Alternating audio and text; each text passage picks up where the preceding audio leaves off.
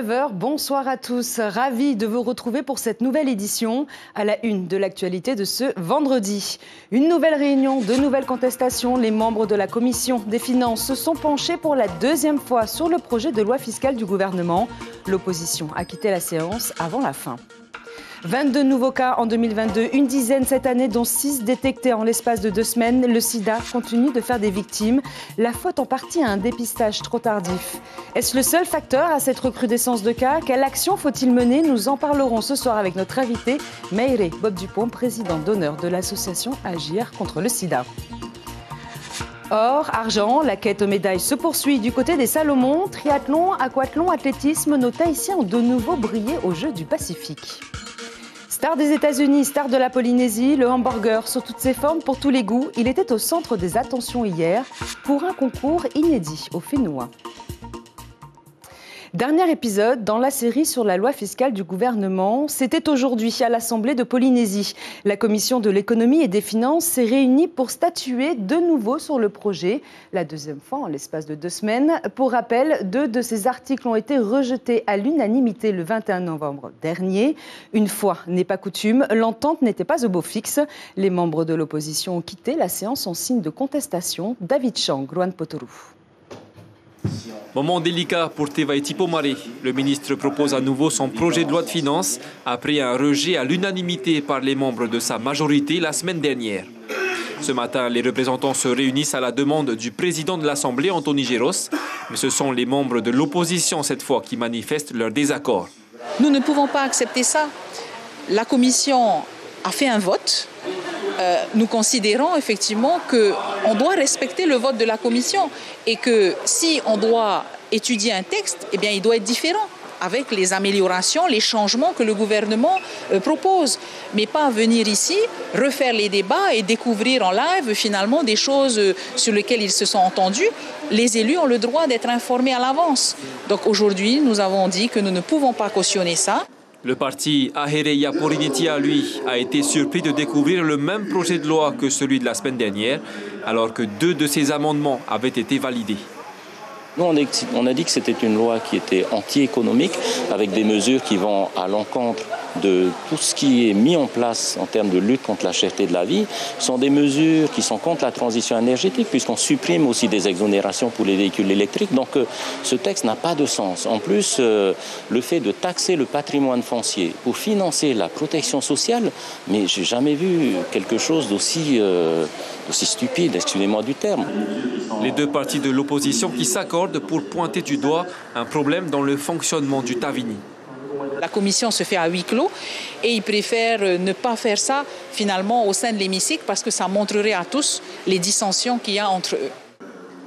Le président du pays, lui, affirme que les articles au cœur des désaccords vont être modifiés et qu'une solution est déjà trouvée pour combler ce trou budgétaire. Que l'opposition ou que certains médias veulent voir des dissensions et des tensions là où il y a des discussions, c'est leur choix, c'est leur liberté. Ce que je peux vous dire, je le redirai à qui veut bien l'entendre, le Tavini Hulatira, c'est un parti qui existe depuis 1977 et c'est le seul parti qui n'a pas explosé depuis sa création. Sauf nouveau report, le vote de la loi de finances est prévu le 15 décembre en assemblée plénière. Dans tous les cas, le gouvernement a jusqu'au 31 décembre pour faire valider son texte. 172 personnes porteuses du VIH, dont 42 au stade sida en Polynésie. Plus inquiétant encore, 6 nouveaux cas décelés uniquement le mois de novembre et 2 décès cette année. La maladie progresse au Fénois et continue de tuer. En cause, souvent, une détection trop tardive. Un dépistage plus tôt aurait sans doute permis de sauver des vies. Ismaël Tayata et Patita Savea. Cette goutte de sang en dit long, très long. Un dextro pour mesurer la glycémie. Aujourd'hui, il permet aussi de dépister le VIH. Plus vite la maladie est traitée, plus les chances de survie sont grandes. On a actuellement des traitements qui permettent de maintenir les gens infectés en bonne santé jusqu'à la fin de leur vie. Et maintenant, on le sait, les données scientifiques le montrent, une personne infectée par le VIH, bien traitée, bien suivie, a pratiquement la même espérance de vie qu'une personne non infectée par le VIH. Une quinzaine de patients attendent leur tour. Au dispensaire des Tuamotu-Gombier, c'est l'usage avant de rentrer sur leur île. Un stand tenu par les infirmières et un message clair dans cette journée mondiale de lutte contre le sida, stop aux infections sexuellement transmissibles. Avec nos petits moyens, voilà. Déjà on va toucher les patients du jour qui sont de passage, et notamment les jeunes là, qui sont dans la salle. Alors, je m'occupe de l'accueil aujourd'hui et ça tombe bien. Du coup, je mets à disposition des préservatifs et puis des flyers, voilà, pour informer un peu nos patients. En Polynésie, le sida fait peur aux jeunes. C'est une maladie dangereuse quand même, il faut faire attention. Après, il faut bien se protéger avec les moyens du bord comme voilà, les préservatifs et tout. C'est pas une maladie qui se voit physiquement et c'est des maladies qui peuvent nous atteindre à tout le monde, plus précisément sur les jeunes. 22 nouveaux cas en 2022 et une dizaine cette année. Parmi eux, 6 ont été détectés en l'espace de 2 semaines. C'était en novembre. La plus jeune a 14 ans. Et ce soir, nous recevons en plateau Meire Bob Dupont, président d'honneur de l'association Agir contre le sida. Yorana Meire. Yorana. Merci d'être avec nous. On l'a vu dans le sujet, il y a de plus en plus de cas malheureusement en Polynésie. Il y a un problème de dépistage. Qu'est-ce qu'il faut faire aujourd'hui pour éviter cette recrudescence de cas de sida et de VIH ? Le genre d'activités qui se sont faites aujourd'hui doit être prolongé dans le temps. Clairement, un jour ne suffit pas à avoir une visibilité sur ce qui existe, et c'est ce que l'on dit depuis quelques années, et rien n'a changé. Hein. On revient encore à la journée mondiale et là on dit « Ah tiens, une recrudescence ». Elle n'est pas nouvelle. On a déjà annoncé les IST elles-mêmes, avant le VIH, étaient en recrudescence, qu'il fallait mettre de l'action parce que la dernière des IST qui va arriver, c'est le VIH. Et là, on a déjà une CPS qui a des problèmes, mais désolé de vous dire, le coût de la prise en charge d'une personne qui a le VIH est beaucoup plus élevé que n'importe quel autre IST. Alors, on l'a entendu dans le reportage, il y a une jeune, par exemple, de 14 ans qui est un cas. Du coup, ça veut dire quoi ? Qu'il manque aussi de prévention. Vous parlez d'action à mener. Qu'est-ce qu'il faut faire en plus aujourd'hui pour notamment aussi prévenir les jeunes ? Il ne faut pas faire en plus, il faut faire. On connaît déjà les stratégies à adopter, on sait quelle action, on sait où agir, mais il faut les moyens. Aujourd'hui, on vote le budget. Nous, on aimerait bien que dans le budget, il y ait une part qui soit remise aux associations et la nôtre, par ailleurs, pour pouvoir faire du travail de terrain. On ne peut pas faire de travail de terrain en continu sans les moyens. Là, c'est ce que vous demandez justement aujourd'hui au gouvernement. Donnez-nous les moyens pour éviter que le sida continue de se propager sur le territoire ? Oui. Oui, mais ce n'est pas de maintenant qu'on demande ça. Les chiffres sont en train de nous dire, encore une fois, là on passe au orange, peut-être que l'année prochaine on sera arrivé au rouge. Je suis triste pour cette jeune de 14 ans, qu'elle se réveille un matin et qu'on lui annonce « c'est ça ta vie aujourd'hui ». Ça va être difficile, hein, la remontée pour cette jeune. Et j'aimerais que son cas à elle puisse servir pour réveiller notre ministre de la Santé, pour lui dire réunis-nous. On n'a pas eu de réunion de consultation cette année sur les stratégies. Réunis-nous, ça devient vraiment urgent. Cette gamine de 14 ans, elle perd sa vie, là. C'est toute sa vie qu'elle perd, parce qu'elle va prendre des années pour s'en remettre. C'est sa vie, mais c'est aussi celle de sa famille. C'est la sienne, c'est celle de sa famille, c'est sûr. Et puis, c'est des frais supplémentaires à la CPS. Et puis, voilà, enfin, tout se complique. Hein? Je suis attristée pour cette jeune, vraiment. Et je suis attristée pour les 6 personnes qui, en 2 semaines, ont vu leur vie basculer. Qu'est-ce qui se passe justement généralement pour les familles ? Qu'est-ce qui est le plus difficile ? Vous les accompagnez ? De connaître le fin fond de l'histoire. La plupart pensent que ça y est, c'est fini, ils vont mourir. D'autres ont un gros problème de honte, de culpabilité avec, et il faut surmonter cette phase psychologique. D'autres vont certainement être face à un recul d'autres personnes qui les entourent. Et puis après, il y a toute une prise en charge. Si on est pris au stade SIDA, ce qui a été annoncé pour certains, eh bien, c'est des traitements assez lourds, même s'ils sont beaucoup plus légers aujourd'hui. Mais lorsqu'on passe d'une vie où on n'a pas besoin de prendre de médicaments à une vie où tous les jours, il faut les prendre et il faut les prendre à des heures régulières, sinon c'est pas si efficace que ça, et qu'il y a quand même quelques effets, les choses changent. Et puis après, il y a la peur du regard de l'autre. Est-ce qu'on peut estimer qu'aujourd'hui, la recrudescence, c'est le haut de l'iceberg, ou est-ce qu'on peut s'inquiéter qu'en fait, c'est sous-évaluer les chiffres qu'on a aujourd'hui? Nous, on pense que c'est le haut de l'iceberg. On ne peut pas se prononcer tant que l'on ne fait pas de choses qui soient plus conséquentes. Pendant une phase, ce n'est pas pour tout le reste des années qui sont devant, mais on sait en fait qu'on doit mener une stratégie. C'est cyclique. Au bout de tant de temps, boum, l'information descend, les choses vont aller bien, et puis hop, les comportements vont... les gens vont baisser un peu les bras, la garde, hop, il faut reprendre. Donc, en Australie, en Nouvelle-Zélande, ils font ça tous les 10 ans. Et hop, on repart pour une bonne dose. Et là, on a besoin de ça. Là, c'est urgent aujourd'hui. Merci beaucoup, Maëlée Dupont. Je rappelle que vous êtes donc présidente d'honneur de l'association Agir contre le sida. Merci pour cette invitation. Merci. La route a fait malheureusement une nouvelle victime hier soir, la 30e depuis le début de l'année. Vers 20h30, au niveau du PK 48 à Matéia, une camionnette et un 4x4 sont entrés en collision. Selon les premiers témoignages, le chauffeur de la camionnette roulait à vive allure et sous l'emprise de l'alcool. La victime est un rameur de l'équipe de Tamari Matéia. L'homme rentrait à son domicile quand le drame s'est produit. 40 ans qu'elle existe, Manutea est la plus vieille distillerie au fait noir. À la genèse de cette aventure, un pari fou, celui de créer de l'alcool à base d'ananas pour écouler les surplus et les invendus. Pour relever le défi, l'équipe de direction de l'usine de jus de fruits fait appel à un jeune Alsacien, fils d'une famille de distilleurs, Michel Miclot, entre dans l'aventure. Il crée la distillerie Tahiti Morea. 40 ans plus tard, elle compte 50 employés et propose des dizaines de breuvages. Son fondateur et son directeur général sont au micro de notre correspondant Laurent Bélanger. Alors moi, je suis originaire d'Alsace, d'une famille de distillateurs, de père en fils. Et donc l'idée était, étant jeune, c'était de pouvoir transmettre mes connaissances et de les adapter à un environnement plus hostile, puisqu'ici on est en climat tropical. Avec les difficultés qu'on peut rencontrer à 18 000 km de l'Europe, là où se fait justement la distillation des principaux spiritueux mondiaux. Et c'est vrai que d'avoir osé lancer ça ici, au milieu du Pacifique, c'était un sacré challenge. Et puis la rédaction de Polynésie La Première tient sincèrement à s'excuser auprès de Matei Drolé. Contrairement aux affirmations diffusées dans notre reportage hier soir, l'enfant prodige de Taupo n'a jamais jugé ni porté de propos négatifs quant à la position neutre des surfeurs comme Reimana Van Basteler et Kaoli Vast sur le sujet épineux qui fait l'actualité en ce moment, l'installation de la tour des juges pour les JO.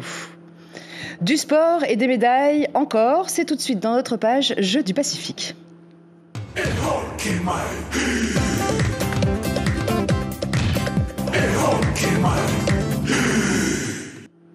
Et direction Honiara, capitale des îles Salomon. Les Jeux touchent à leur fin, mais la quête au titre n'est pas terminée.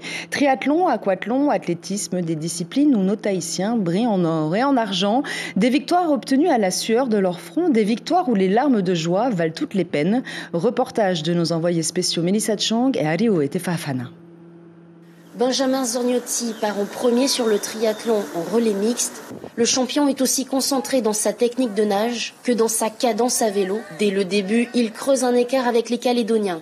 Il passe le relais à Salomé de Barthez qui fonce comme une flèche. Le duo en or franchit la ligne d'arrivée avec plus de 4 minutes d'avance. On s'est quand même mis la pression, on sortait à peine de l'effort de l'aquathlon, donc non, ça n'a pas été facile. En plus, là, il commence à faire vraiment chaud. Et du coup, non, mais c'est quand même bien que ça conclue comme ça, quoi. Benjamin est parti premier avec une belle avance qui me laissait avec un certain confort. On a gagné encore des secondes, voire des minutes. Après, on voulait l'or, c'est l'objectif. On a tous les deux une course encore demain, donc l'objectif, voilà, c'était la médaille d'or, mais en faisant le moins possible, peut-être. Mais très belle course et très content de reporter cette médaille avec Benjamin. C'est le 3e jeu qu'on fait ensemble, les Jeux du Pacifique. Sur la piste, Amandine Matera franchit les 28 barrières avec aisance et maîtrise. Sur le 3000 mètres steeplechase, elle fait cavalier seule, devançant largement ses concurrentes. Elle décroche la médaille d'or en 11 minutes et 30 secondes. Mon objectif, c'était déjà de me faire plaisir, c'est réussi. Pas faire un temps trop pourri, je crois que c'est plutôt réussi. Et pas batailler sur les barrières, jouer des coudes. Du coup, j'ai été tranquille comme à la Punarou, ça m'allait bien. Et puis au lancer de poids, le vice-champion de France 2015, Toumatai Dauphin, décroche la médaille d'argent. Avec un lancer de 15,35 m, il s'incline derrière le Wallisien, grand favori cette année dans la discipline. Enfin, sur le ring, Hanny Flor combat comme une tigresse. Ses uppercuts et ses crochets sont puissants et lui permettent de décrocher la médaille d'argent face à la boxeuse de Papouasie-Nouvelle-Guinée. Une déception pourtant pour Hanny Flor qui combat sur un ring pour la toute dernière fois de sa carrière. Elle veut désormais s'orienter vers le MMA. Déçue parce que en fait, c'était mon dernier combat de boxe. Je ne remettrai plus jamais les gants de boxe. Je vais me focaliser pour les dernières années de ma carrière que sur le MMA strictement. Donc en fait, pour moi, c'était vraiment important de revenir avec la médaille d'or parce que c'était une façon de marquer le point final de ma carrière de boxeuse et c'est un raté, quoi. Voilà, je reviens avec une médaille d'argent. Les compétiteurs du Fénois doivent encore performer. Il leur reste 24 heures pour espérer décrocher les dernières médailles avant la clôture des 17e Jeux du Pacifique. Des cris, des encouragements, une ambiance de folie pour la finale de football de ces Jeux du Pacifique. Nouvelle-Calédonie contre Salomon. Nos reporters y étaient. Regardez. Quelques minutes de la fin du match de football sur la route et les Salomonais sont à fond pour soutenir leur équipe. Regardez.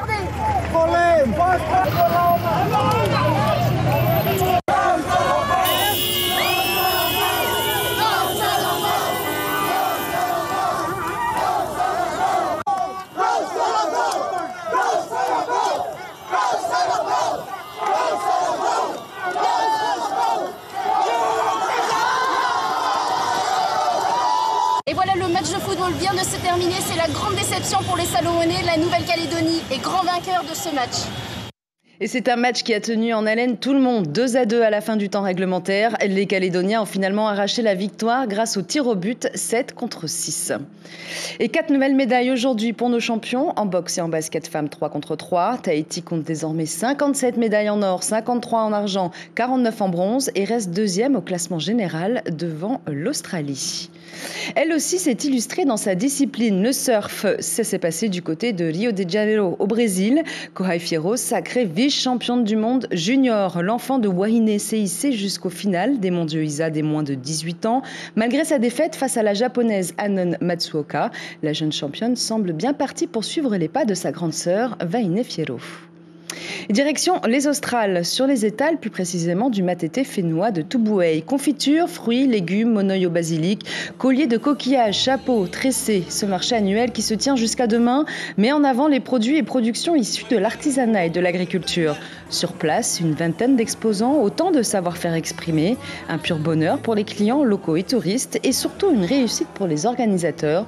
Ils sont au micro de notre correspondant. Bien sûr, tout ce qui est vannerie, ce qui est agriculture, horticulture, des produits du terroir comme les confitures, le miel. Ensuite, nous avons également bien sûr des bijoux. Aujourd'hui, le bio est quand même recherché par beaucoup de gens. Et donc voilà, c'est un avantage quand même. Une institution américaine qui fait des émules partout dans le monde, jusqu'en Polynésie, où ce petit sandwicheron est aussi une star de nos assiettes. Toute la semaine, un jury s'est réuni pour tester et noter les meilleurs hamburgers de Tahiti. 8 chefs de la place pour ce concours inédit, le premier du genre au Fénois. Hier soir, les finalistes se sont affrontés avec des recettes originales pour le bonheur des papilles du public et celle de nos reporters, Mérini Gambla et Mirko Vanfo. Le Choti Burger, le Rainbow Burger, le Uru Mene Mene, le Chicha et le Tahitian Slide. C'est le nom des 5 burgers en lice pour la finale. Chacun apporte sa touche pour conquérir le public, le jury et l'invité spécial de cette édition. On donne notre corps à la science du burger. Ils arrivent à nous mettre des vrais produits locaux dans des burgers. Ils cuisinent là-dedans, hein. C'est pas juste de l'assemblage. D'autant que la tâche est encore plus rude ce soir-là. Il faut cuisiner sous les yeux de tous, avec la chaleur, hors des cuisines et dans des conditions inhabituelles. Là où on travaille, on a du matériel professionnel. Et du coup, arriver sur le tas ici, c'est pas pareil, quoi, voilà. Donc c'était un peu un bémol pour nous. Déjà là, si tu veux, je pense qu'on a tout gagné. D'être sélectionné et de faire une finale devant tout ce monde, on a déjà tout gagné, quoi. Dans le public, on se délecte, des pains au charbon ou infusés au clitoria. Il faut savoir marier les saveurs et présenter le plus joli burger. C'était exceptionnel dans le sens où j'ai goûté plusieurs saveurs de burgers. En plus, façon locale, hein, avec le ourou, pour nous poitrons. Jamais goûté ça de ma vie. Hein. Super soirée. C'est un très bon événement. À refaire. Tout le monde est heureux. C'est incroyable. Le Uru Mene Mene remplit finalement tous les critères du jury. Une belle ode à la gastronomie où le burger n'a pas fini de séduire les palais du monde entier. Et c'est la fin de cette édition. L'information principale, une dizaine de nouveaux cas cette année, 6 détectés en l'espace seulement de 2 semaines. Le sida continue de faire des victimes. Mieux dépister, mieux informer, il est urgent d'agir. Au programme de votre soirée, les séries Brokenwood, Mysteries, suivies de Balthazar. Et sachez que les Jeux du Pacifique se terminent ce soir avec la cérémonie de clôture, une cérémonie qui sera diffusée en différé sur notre antenne demain entre midi et 14h. Aux commandes, notre journaliste Marouki Duri, aux côtés de son invité Poulet Nena. Prochain rendez-vous de la formation demain dès 7h sur vos ondes Polynésie la première avec Tita Wadoum et Heipua Van Basteler. Merci pour votre fidélité. Excellente soirée à tous et à demain.